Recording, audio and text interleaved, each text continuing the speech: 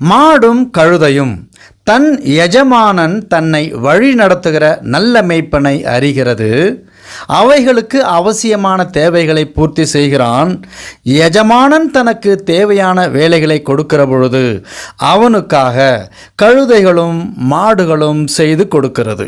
தேவனுடைய ராஜ்யத்திற்கான போதனைகளை கொடுக்கிற போதகன் தன் மந்தையான விசுவாசிகளை வழிநடத்துகிறான். மந்தையான விசுவாசிகளோ தன் எஜமானன் அல்லது மேய்ப்பன் ஆவிக்குரிய ஆகாரத்தை கொடுக்கிறானா, மேலான தேவ மேன்மைகளின் போதகத்தை கொடுக்கிறானா என்பதை என்னை ஏற்றுக்கொண்ட இஸ்ரவேலோ தன் மேய்ப்பன் யாரென்று அறிந்து கொள்ள அறிவில்லாமல் என் ஜனம் உணர்வில்லாமலும் இருக்கிறார்கள் என்று சொல்லுகிறார். பரலோக ராஜ்யத்திற்கான தன் மந்தைகளை வழிநடத்தும்